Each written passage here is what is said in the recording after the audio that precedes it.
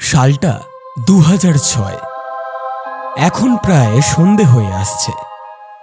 টুকুন এখন বসে আছে পঞ্চবটির বনে।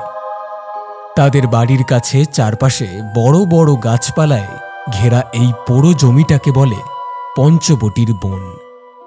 এখানে এসে মাঝে মাঝে বসে থাকতে টুকুনের খুব ভালো লাগে। একটা বট গাছের নিচে একটা জায়গা বাঁধানো আছে। একটু মন খারাপ হলেই টুকুন এইখানটাতে এসে চুপ করে বসে থাকে অনেকক্ষণ। বিশেষ করে আজকে তো তার মন খুব খারাপ। এবারে টুকুনের স্কুলের বার্ষিক পরীক্ষার ফলাফল বেরিয়েছে আজ। টুকুন পাশ করতে পারেনি। ক্লাস 5-এ থাকতে হবে আরও একটা বছর। এজন্য তার বাবা তার উপর খুব রেগে গেছেন। কানটা মুলে দিয়েছেন তার, খুব বকেছেন তাকে। দুপুরবেলা খাবার দিতেও বারণ করে দিয়েছেন তার মাকে। তাই মনের দুঃখে সে চলে এসেছে এই পঞ্চবটির বনে। এখানেই বসে আছে দুপুর থেকে। তার বন্ধুরা সকলে পাশ করে গেছে। আজ তাদের সকলের বাড়িতে হয়তো তাদের মা বাবারা কত মন্ডা মিঠাই খাওয়াচ্ছেন তাদেরকে, আর তার আজ সারাদিন খাওয়াই জোটেনি।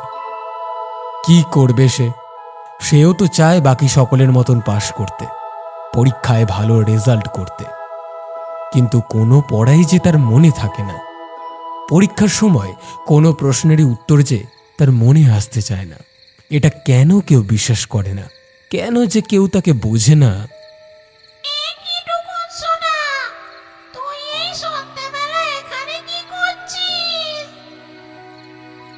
হঠাৎ নাকি স্বরে একটা গলার আওয়াজ শুনতে পেয়ে টুকুন চমকে পেছনে তাকালো। গাছের নিচে একা একা বসে থাকতে থাকতে তার কেমন একটু তন্দ্রাভাব এসেছিল। হঠাৎ করে এই অদ্ভুত গলার আওয়াজটা শুনতে পেয়ে তার তন্দ্রাভাবটা হঠাৎ করেই কেটে গেল। কিন্তু কে ডাকলো তার নাম ধরে? কেউ তো নেই আশেপাশে কোথাও। তবে কি সে স্বপ্ন দেখল? না, স্বপ্ন কিভাবে হবে? সে তো স্পষ্টই শুনল সে ডাকটা। ঠিক সেই সময়ই হঠাৎ করেই সে যে দৃশ্য দেখল তা দেখে সে একেবারে হতবাক হয়ে গেল। তার আশেপাশে সমস্ত গাছ থেকে একটা ছোট্ট তারার মতো উজ্জ্বল গোল আলোকবিন্দু মাটিতে পড়ল। আর মাটিতে পড়েই তারা প্রত্যেকটা একটা করে মানুষের আকৃতি ধারণ করল। তার চারপাশে অনেকগুলো মানুষ দাঁড়িয়ে। তবে যাদেরকে সে দেখছে তাদেরকে হয়তো মানুষ বলাটা ঠিক না।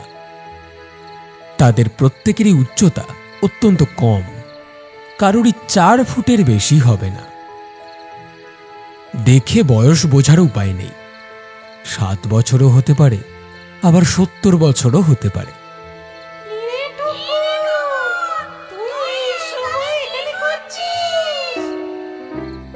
আবার সেই অদ্ভুত গলায় কথাটা বলে উঠল সেই অদ্ভুত মানুষগুলোর মধ্যে একজন। কে কে কে তোমরা? একটু ভয় পেয়েই কথাটা বলল টুকুন। তার সামনে দাঁড়িয়ে এরা কারা? এদের তো কোনোদিন দেখেনি সে এই বাগানে। তবে হঠাৎ এরা কোত্থেকে এলো? এরা আদৌ মানুষ তো নাকি ভূত?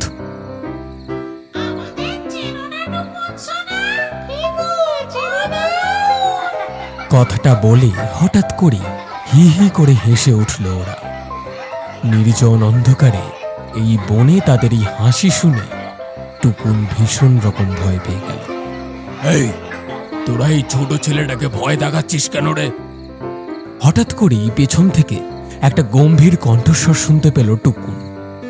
সে পেছনে তাকিয়ে অবাক হয়ে দেখল সেখানে একজন বৃদ্ধ ভদ্রলোক দাঁড়িয়ে আছেন। ভদ্রলোক বেশ লম্বা, মাথায় টাক, মাঝখান দিয়ে একটা লম্বা টিকি ঝুলছে, খালি গা, গলায় পইতে, পরনে সাদা ধুতি। তোরা চা এখান থেকে। বাচ্চা ছেলে পেয়ে খুব ভয় দেখাচ্ছিস তাই না?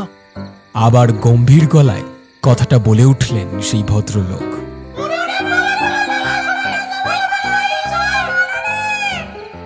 হঠাৎ করেই সেই বেঁটে মানুষগুলো কোথায় যেন অদৃশ্য হয়ে গেল। এবার সেই লম্বা মানুষটা যিনি আসলে হলেন ব্রহ্মদৈত্য, টুকুনের কাছে এসে ধীর স্বরে তাকে বললেন, বাবা টুকুন, তুমি এই সন্ধেবেলাতে এখানে আছো কেন? না মানে আসলে টুকুনের মুখ থেকে যেন কথা বেরোচ্ছে না। চোখের সামনে হঠাৎ করে এতগুলো অবাক হওয়ার মতন ঘটনা ঘটল যে তার বিস্ময়ের ঘোর এখনো ঠিক মতন কাটিয়ে উঠতে পারেনি।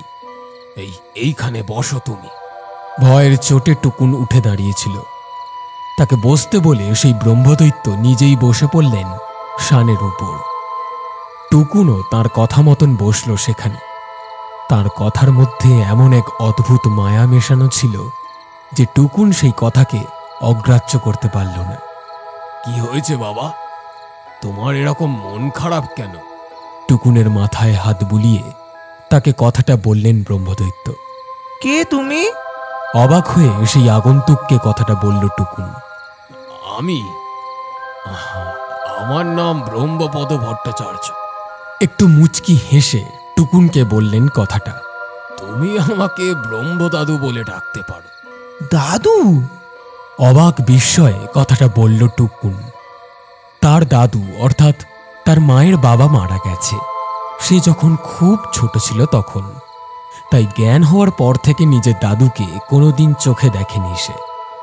তাই হঠাৎ করে এই বয়স্ক মানুষের মুখে দাদু কথাটা শুনে মনটা হঠাৎ একটু পুলকিত হয়ে উঠল তার। এবার বলো তো টুকুন সোনা, তোমার এরকম মন খারাপ কেন? তোমার বাবা মা কেউ বকেছে তোমাকে? এবার টুকুন ভ্যাঁ করে কেঁদে উঠল।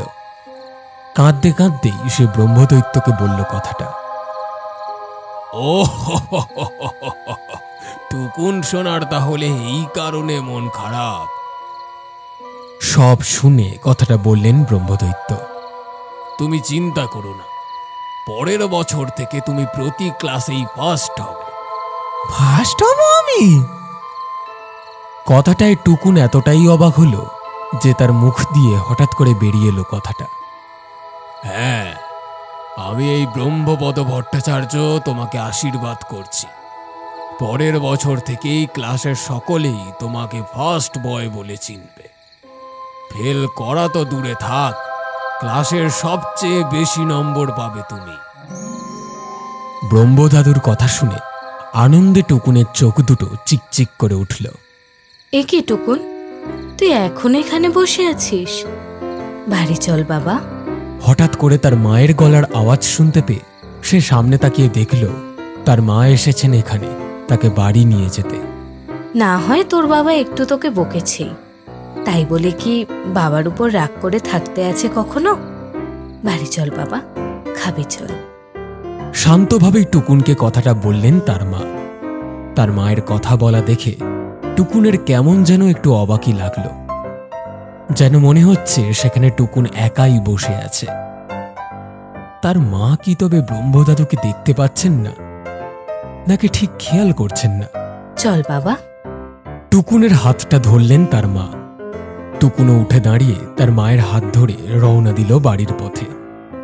খুব খিদেও পেয়েছে তার।